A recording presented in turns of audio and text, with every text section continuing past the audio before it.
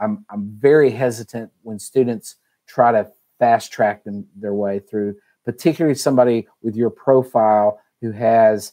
Kevin, welcome to Am I Ready with myself and Dr. Scott Wright. How are you today? Doing great. Thanks for having me. Yeah, I'm excited to dive into your application and hear your journey a little bit and see what you've done so far. Let's hear a little bit, a little 2-minute story about who you are and where you are on this path. Okay, so I never thought I'd ever be a doctor ever in my entire life until I actually went to the Navy post high school, but was separated for a hearing deficit in my left ear. I can't hear like a disqualifying tone. So I was sent home after like a week of basic training, and then went to go be a firefighter. And then after being a firefighter, someone was like, "Hey, you should go shadow my grandma as a CRNA." And then once I got into that surgery room, I was like, "Oh, how do I do what that guy's doing?" And he's like, "Well, you kind of have to be a doctor to be a surgeon." And I was like, "Oh, okay. Well, I'd like to do that." And he's like, "Yeah." I was like, "Well, I don't know if I want to cut people open just yet." So I went on the CRNA path for a couple of minutes there, like nurse anesthetist. And then someone was like, "Well, why don't you just go be a doctor? It's not much more schooling than the CRNA track." So sure. When I looked into it, I was like, so I could have the option to cut people open, but I don't have to decide that just yet. Like that would be key. So that's when I got switched over to the med school track. And yeah, I've been on it for about 4 or 5 years, 4 years now, because I've been steadily working. I work at Mayo Clinic over in Jacksonville. Cool. As a tech assistant, a CT tech assistant in the ED, working nights. So actually I'm going there right after this. Nice. So that's why, sorry for the tie. I was going to wear a tie, but no, I think it's appropriate, actually. No, it fits. Okay, it fits. Perfect. So yeah, that's kind of the gist so far. Yeah. Before we dive into your application, where do you think you have some potential red flags that are going to hold you up?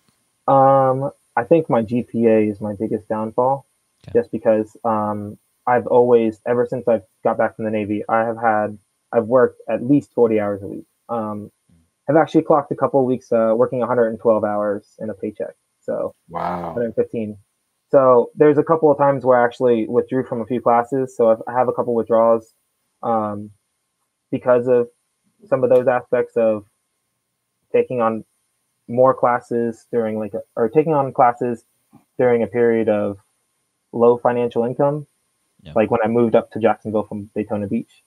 So I was working like 112, actually I did 120, 2-week period. That's like the opposite of a 40-hour work week. You had a 40-hour non-work week. So there's a few red flags in my application for a couple withdrawals, and they're sporadic, I think. Don't remember for sure, but so GPA and withdrawals are definitely giving me my biggest downfall. Okay. Well, cool. Thanks for sharing that with us. Let's go ahead and take a look at your application. If you're listening to this in audio form, we're looking at the application, which you can follow along on YouTube at mapped.tv. So, Scott, you want to interpret that GPA there? Yeah. So, looks like we have thank you. So, I'm looking at a 3.1. Correct? Yeah, I can zoom in too if you'd like. Yeah, 3. So I'm interested to know why the cumulative GPA isn't filled out. NA. Yeah. Did you only put your science courses in? Actually, on my screen, I don't know if you guys can see this, but I do have. I don't know why it's not here. Because I see the blue cumulative line. Interesting. Yeah, because zoom back on the out graphics there. Yeah. Yeah. Zoom back out again. So there it goes. Okay. Good. Better. So that looks like the cumulative. If I can interpret that, it's a little difficult for me to see, but it looks like it's 3.2. maybe around a 3.3 something. Oh, here 3.2. Yeah. 3.2. 3.2.1. Okay. Okay. Blast off. Now, when is your proposed graduation date from college? I'm actually working on my last semester right now, so December. Okay, so that cum and that science GPA aren't going to change radically. Yeah. Okay. The biggest thing that I see as I'm looking at this graph is the green line. And the green line, as we're looking at it, is the per semester GPA. And it's kind of all over the place. It's a little all over the place with no significant upward trend. Right. And is that, Kevin, is that just with work, you don't have the time to put in the time that you need to do better? There's, I mean, as you guys know, life happens. So there's also a couple other factors besides work that tied into work. It's like, so it all kind of, on those semesters, I feel like it definitely played more into it. Yeah. Okay. Yeah. Yeah, that's the thing that I noticed too, Ryan, was the sort of up and down quality of that green line. Yep. And that there's no, I mean, if anything, the slight trend in terms of that blue line is down. Yeah. I mean, it's a very slight trend, but it does have a little bit of a downward quality to it. And so, I think my first thought here is that you're probably a good candidate for a post-bacc program. Okay. Now the concern about that obviously is if your work schedule isn't going to change radically, then nothing's going to, that's going to continue to be an issue for you. Mm-hmm. So I'm assuming that you have to work in order to make it. I pretty much, it's just me and my fiance. We live here at the apartment in Jacksonville, and there's no outside support financially. So I definitely have to do it to live. Could there be? Could you move in with your parents, her parents? Not within like driving distance. Well, I guess, I mean, if times, I'm about to say, if times are the way they are currently, obviously we totally could, because driving distance would be the biggest factor. No one lives in town. Well, you could move. I guess I could do a post-bacc at a different college, but even then, it's still about so in Daytona, there's no four-year university. So you're at least a 1 hour drive away from a university, where all the family is. Yeah. Okay. Yeah. That makes it harder. Yeah. Okay. But I like doing that sort of thought exercise to really think outside the box. Like how much can you change your lifestyle, moving back in with family, getting 4 other roommates to just completely reduce the cost. Those kinds of thought exercises to see what we can do to make work less of a burden for you so that you can focus on your GPA. Yeah. I did talk to my school's it's not the academic advisor, it's the pre-med advisor, right? Mm-hmm. Mm-hmm. And she was saying, because I came back from the Navy and then went straight to fire school and then did the CRNA, like nursing route for a second. I actually have I don't know exactly, but I think it's like 140, 150 credit hours. Yep. A little bit more than what you normally would. And she's like, I don't see that denominator. The denominator is only going to get bigger and the top number might change a little bit. So she said that master's like a master or SMP, right? Special master's program. Yeah, an SMP is a common one. Yep. And I know that I've actually listened to your show, so quite a fan, Ryan, Dr. Ryan, so I know that the SMP is definitely not in your wheelhouse of like recommended right off the bat. Yeah. So. Yeah, I'm much more of a fan, as I think Dr. Wright is, of an undergraduate post-bacc. Yes, I am. To show, and she's exactly right. The advisor is exactly right. Is your cumulative and cumulative science GPA aren't going to budge much. Right. But inside of MAP, that green line, we need to get as close to a 4.0 as possible for several semesters to show that upward trend. Yeah, and keep in mind what you're doing. In terms of the application services, they're going to create for you a distinct post-bacc GPA.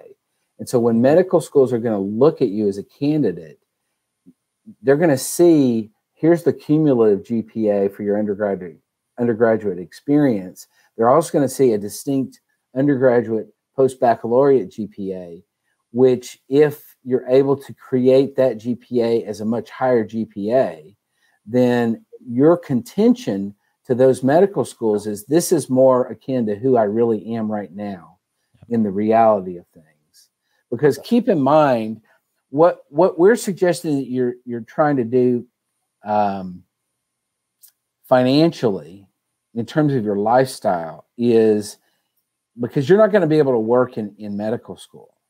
Now, granted, you're going to get a lot more options in terms of financial aid in medical school than you will as an undergraduate, particularly as an undergrad who has that many hours. That's going to limit you in terms of. Now, do you have undergraduate school debt? Yeah, it's not a whole lot. I don't know the exact number, but because I tried to pay as much as I can as you've gone along. Mm-hmm. Yeah, good. Well, the more you can, not get into a heavy degree of undergraduate debt, the better off you're going to be. But so I would say, but back to the issue I was trying to raise was the post-baccalaureate GPA is something in and of itself distinctive. Yep. Okay. So while you're not going to change that cumulative GPA, you are going to create a new trend line. And you also are going to create a new and distinct GPA of the post-bacc GPA that medical schools will see and do put credibility in. Yeah. Okay, that makes a lot more sense. Yeah, if you click on that more detail next to where it says AMCAS GPA, we have this is actually just came out today. So if you scroll down to class standing, it's not exactly what schools will see, obviously, but we kind of give you that sense in that class standing GPAs where they'll be able to see each of these as distinct numbers, however they want to break it out. Okay. Let's see your activities. So obviously lots of work as, did you say a CT tech? Is that what you? It's a CT tech. So I'm a CT tech without the license. I just can't radiate people. So okay. Well, that's good. Radiation isn't good. Let's for you or them. Yes. Yeah. So lots of hours in a clinical setting. Obviously, that's phenomenal. That's where a lot of students struggle is the lack of clinical experience, especially during a pandemic. You have that opportunity because you have that job. You do have some shadowing that's really old. Yes. So I was actually planning on. So after I graduated, I have a few physician buddies back in Daytona that I was going to shadow during that studying for MCAT and application phase. I was just going to go there once a week to shadow to try to build up those hours again. Great. Good idea. Yeah. Okay. What about other stuff? Other activities, volunteering? Not much time. Work in school. You're a very common student who, for financial reasons, is just super, super limited. And schools will understand that to a certain extent. But we really need to see if we can change the financial situation so that you don't have as many bills, so that you can work a little bit less, so you can focus on grades more and other stuff a little bit more. Yeah. Well, I was wondering if so maybe instead of doing the shadowing post graduation, would I want to I guess rotate through volunteering and volunteering and shadowing maybe every other week, do a different one to kind of build those hours up. Scott, I think you could do that. I think if you're gonna commit to, let's say, going back to Daytona every other week for a shadowing experience and spend the off week in Jacksonville doing some sort of volunteer experience, that I would say that sounds good to me. Okay. Beautiful. Thank you. Okay. So experiences, it looked like you hadn't done any MCAT stuff yet at this point? No, because that was in the cards. I was going to treat the MCAT, respect the MCAT. So I was going to treat it like a 12-semester course or 12-credit course. Yeah. And the spring and just do solely MCAT prep like I would a 12-credit semester. Cool. Yeah. Cool. Yeah. Good idea. That's a good idea. Yeah, for sure. So you're thinking about taking the MCAT sometime late spring, early summer next year? Yeah, I was, as of right now, I was planning for possibly April, May. Okay. Okay. And you're done with classes at the end of this year? December. Okay. December. So you're freed up there. Okay. Yeah. Okay. So I don't know. I think it's pretty clear cut to me, Scott. Why don't you give a little bit of a rundown, your thoughts on if Kevin is ready to apply or not in 2021? So my feeling is no. I think the GPA, as you already sort of indicated, the GPA represents a problem for you, not only because of the cumulative, but because you're all over the place. What that says to a medical school is they don't have anything really to hang their hat on in terms of, can you do the work? Are you capable? Now, and your contention is, well, I'm going to school. The question in the mind of the admissions committee, however, is, well, if he's not in school, we don't have anything to go on. Who is he academically when he's not in school? We don't know that. We don't have any substance there to say, this is who I am academically, what I can really do when I am able to devote all of my energy just to school. There's nothing there to give us that. I think if you went into a post-bacc program, even if it was if you were somehow able to reduce the number of hours you're working and go into a post-bacc type of a thing, then that would, I think, at least give. But if you did that, you would really have to make a notable difference in terms of your performance in the classroom. You're going to have to really. You don't have the luxury of a whole lot of B's. You got to really pull the A's. I would say you want that GPA to be at or above 3.5 to be able to show that this is really what I can do, and that I'm super capable when I'm able to focus myself in the classroom. That I'm super capable of doing that. And Scott, are you talking about a per semester GPA moving forward above a 3.5, or the cumulative getting up to that eventually? No. I'm talking about the post-bacc, the distinct post-bacc GPA would need to be 3.5 or above. Yep. And with semesters that are really 3.8, 3.9 type semesters. Yep. Okay. Yeah. I agree. So I really think that you've got some thinking to do, and I would say with your fiance, maybe doing some planning. I think that my feeling is, if you had an extra year or two, you could really make a big difference in terms of how attractive you would be to a medical school, or to a variety of medical schools. The key for you right now is, you've been working hard at this. You really are committed to the idea of going into medicine, and going to medical school is slowing yourself down at this point, and putting the brakes on a little bit, and seeing this as a 2 to 3 year process yet to come.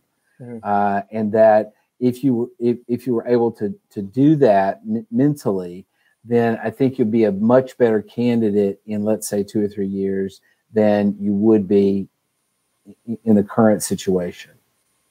Okay. And would when you guys talk about the post-bacc, I know there's also Dr. Gray, I know that there's you've talked on your podcast about, there's the DIY and then there's the actual program. Right. Would you guys are talking about a program, correct? I don't feel strongly about that. I think you can do it yourself if you had a proper advising at the institution where you're doing the do it yourself. I would make sure that you found an institution that has a decently good pre-med advising office. Even if they don't have a distinct post-bacc program, at least they can still advise you on what are the classes here at this institution that we would recommend based on your, now what is your major currently? Biology with a concentration in biomedical sciences. Okay. So, there are some options that you could do in terms of upper level coursework, still in the biological sciences, or maybe branching out into, for example, neuroscience. Very popular these days. Neuroscience programs are really really growing and expanding, and I think a institution that has a neuroscience major will give you some additional options in terms of courses that because depending on the institution, you're going to start running out of courses to take in terms of in terms of strictly biological science classes. Obviously, larger institutions are going to have more courses available to you. Smaller institutions, not as many. But if you now, what's the school you're going to now? University of North Florida. Okay. So that's a pretty big campus, I would guess. I think the size is about 16,000 students. Okay. So not too small, but not too big. Yeah, I would examine that. I would look at what North Florida has, and now, is it an option if you were going to make a change? Is it an option to move somewhere else? I think that it's a possibility, depending on the financial constraints of like that we talk about. Because if it's my fiance is a sonographer, so I mean, if it's just us going at it here in Jacksonville, I wouldn't see a problem with moving to somewhere where it's just us two as well. Right. Gotcha. Because the only reason I say that is because I do wonder about doing a post-bacc, even if it's a DIY post-bacc, at the same institution where you did your undergraduate work. Okay. I don't think that's advisable. I don't think that's optimal. It's possible, but not optimal. I would say you want to go to a different institution, possibly a larger institution where there's going to be a broader degree of coursework available to you, and also an institution where you want to really make sure that the school has some really good, strong advising available to you. Okay. Thank you. Any recommendations, by any chance? Do you guys know of any? Florida's right down the road. Yeah, well, I knew that one was coming. Yeah. I would say I would look at, honestly, and I'm not just saying this because of Gainesville, I would look at metropolitan areas. You're going to have a much greater opportunity for jobs. You're going to have a much greater opportunity for volunteer and shadowing and clinical experiences.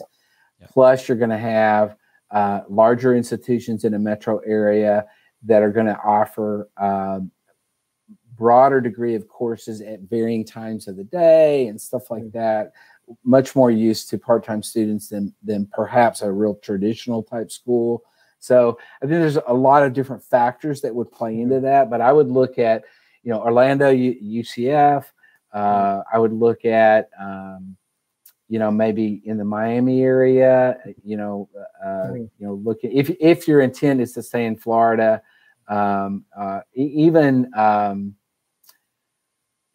look at possibly, Jacksonville's just right across the border from Georgia. So you could even look at, maybe some schools in Atlanta, in the greater Atlanta area.